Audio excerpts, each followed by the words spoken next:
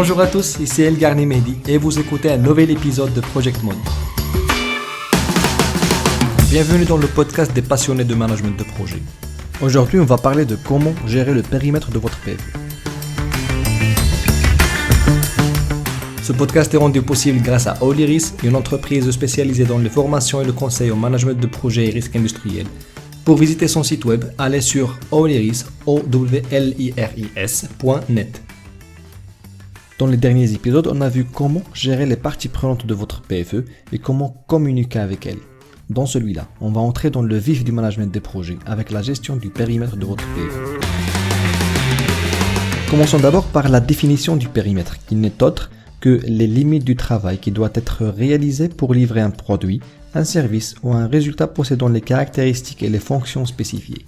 Cette définition nous mène à l'objectif ultime de la gestion du périmètre, qui est de s'assurer que tout le travail requis par le projet, et seulement le travail requis, est effectué pour mener le projet à son terme avec succès. Bien gérer son périmètre nous laisse croire qu'il faut se donner à fond pour exécuter le travail du projet, mais la bonne gestion porte essentiellement aussi sur la définition du périmètre qui se fait en amont de l'exécution et la maîtrise qui se fait tout au long du projet. Nul besoin de rappeler que ces deux activités concernent bien sûr ce qui est inclus dans le projet et ce qui en est exclu. Sans tarder alors, voyons ensemble comment gérer son périmètre. La démarche de gestion du périmètre est en fait intuitive mais quand même difficile à exécuter. Et c'est parce qu'elle démarre avec le recueil des exigences auprès des parties prenantes.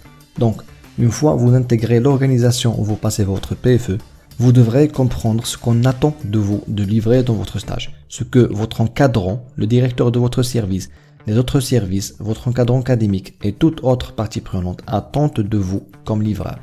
Recueillir les exigences consiste à déterminer et à documenter tout simplement les besoins des parties prenantes. Le terme « exigence » désigne une condition ou une capacité requise pour un produit, un service ou un résultat afin de satisfaire une spécification imposée. Pour vous aider dans cette première étape, comme outil, vous avez bien sûr les réunions et les entretiens individuels, mais pensez aussi aux mind maps qui permettent de consolider beaucoup d'idées sur une carte unique de façon à faire ressortir les points en commun et les différences, ainsi qu'à produire de nouvelles idées.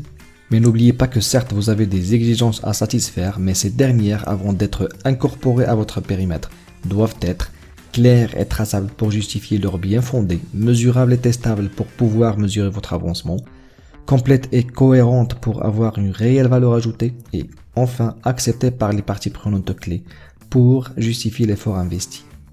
Après, vous devrez définir le périmètre et cela va consister à élaborer une description détaillée du projet et du produit. Et comme résultat, vous aurez un énoncé donnant la description du périmètre, des principaux livrables, des hypothèses et des contraintes du projet.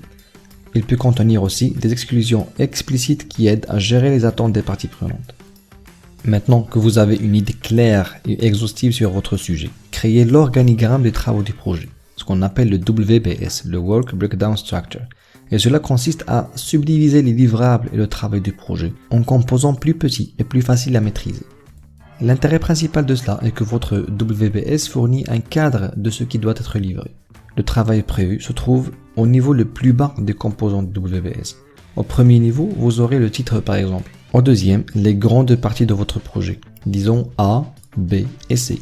Au troisième niveau, vous aurez une décomposition plus détaillée, A1, A2, A3 et pour la partie B, B1, B2, B3, B4, ainsi de suite.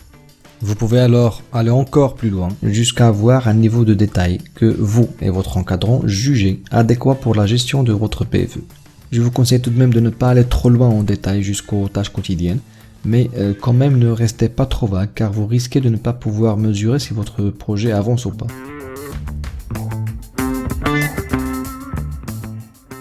Le troisième point de la démarche est de valider le périmètre et qui consiste à formaliser l'acceptation des livrables terminés du projet.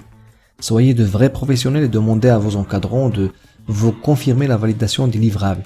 Cela leur montrera que vous avez le souci de la traçabilité et vous aiderez à avoir la certitude que ce que vous avez fait remplit les exigences requises. Enfin vient la maîtrise du périmètre, qui consiste à surveiller son état et à gérer les changements qui l'affectent. Nous verrons ensemble la gestion des changements ultérieurement, mais vous devez à mon sens faire attention à deux notions très nocives au projet, et qui sont la dérive du périmètre et le plaquage à l'or. La première, la dérive du périmètre, c'est quand une partie prenante ajoute une fonctionnalité ou bien une exigence à votre sujet de stage sans vous donner plus de temps, de budget ou de ressources. La deuxième, qui est le plaquage à l'or, fait référence à la surqualité du livrable, qui, vous le savez bien évidemment, n'est nullement bénéfique pour la gestion de votre PFE. Et un petit rappel, ces deux notions ont une seule source commune, et qui est les demandes de changement provenant de vos parties prenantes. Mais avec toute évidence, vous n'irez pas jusqu'à refuser le changement, mais il faut négocier un ajustement des délais impartis et des ressources allouées. Récapitulons alors, votre objectif ultime va être de vous assurer que tout le travail requis par le projet, et seulement le travail requis, est effectué pour mener le projet à son terme avec succès. Aussi, votre démarche de gestion du périmètre doit commencer par le recueil des besoins des parties prenantes, puis la définition détaillée du périmètre sous forme d'un énoncé. Après, vous allez dresser un organigramme de votre PFE en créant le WBS. N'oubliez pas de valider les livrables avec vos encadrants. Et bien sûr, la maîtrise est tout aussi essentielle à la réussite de votre projet. Pour vous aider, je vous ai mis le lien vers un WBS élaboré sur la base de la charte de projet que j'ai partagé avec vous au deuxième épisode. N'hésitez pas à y jeter un œil pour vous inspirer et élaborer la vôtre. J'espère que vous avez trouvé ce contenu intéressant. Dans le prochain épisode, on va voir comment gérer l'échéancier, autrement dit le planning de votre PFE, pour le livrer dans les délais impartis. Je vous dis alors à très bientôt.